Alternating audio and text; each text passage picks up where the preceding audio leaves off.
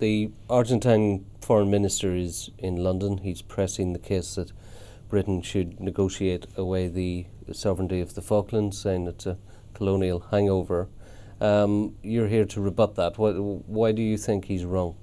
I think he's wrong because we have peacefully settled those islands, apart from the brief interruption when they invaded in 1982, for about 180 years. My family's been there since 1842 and spans 9 generations. I think the people who live in those islands and who've made them what they are the ones who should say what the future of the islands should be.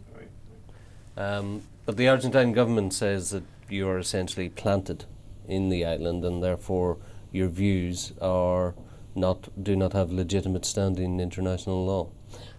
The islands were settled, like all the Americas and New Zealand, in waves over a long period. We're different from most of the Americas in that there was no indigenous population, so we didn't displace or rule over anyone else. I think it's also quite important to remember that in the past we did have those sort of relationships with Argentina. We made a number of agreements with them under the Menem government with the Foreign Minister Guido di Tergia, and this seems to be a complete change about now with the Kirchner government and the Foreign Minister Hector Timmerman, where they simply refuse to acknowledge our existence and refuse to talk to us. And what do you think explains that turnabout? I don't know really. I think there's probably a degree of populism and nationalism, I think, involved within Argentina. I think internally Argentine politics are getting more and more difficult. Life for the ordinary Argentines is getting more and more difficult.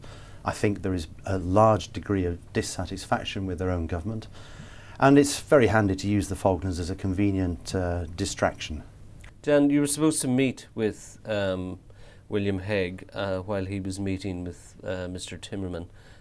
Are you disappointed that meeting couldn't happen? Are you offended in any way by his reaction?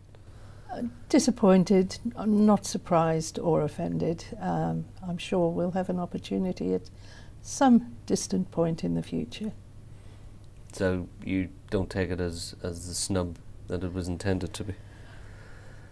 Because we anticipated it would be unlikely that he would be willing, given their stance on ignoring the existence even of the islanders. They forget that the islanders are what this whole thing is about. It's not about land, it's about people. So you don't feel that in some ways you're a David up against a Goliath? It's not a comparison I'd really thought about. No. What do you think you need to do over the next week or so while he's here? Do you think that you do need to address those groups and sections, such as the MPs who are hosting him in Parliament, to get your message across? We certainly take every opportunity we can to talk to members of Parliament, and we attend party conferences every year. So many have a very good briefing already on the Falkland situation, and we have a lot of friends. Right. And he seems to want to bring a European dimension to this. What is the balance of sentiment in Europe about the issue? Well, in legal terms, we are recognised under, I think, the Treaty of Lisbon as an overseas territory of the UK, who Mr. Timmerman will wheel out as his European supporters. I await with interest. Because you think it'll be a small faction or a fringe faction? Yes. Well, thank you for that. I guess the last question I'd like to ask is, when you go back, what will you be telling people about the reception you've had here, and what do you think you'll be saying about Mr. Timmerman's reception? Well, the thing that I suppose the strongest message that I can possibly give is we need to talk.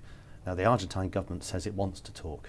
We want to talk. The British government is very happy for that talk to happen, but we have to be included in that dialogue, and I would hope that at some stage that we can have a sensible dialogue with the Argentine government. Okay. Thank you. Thank you. Thank you.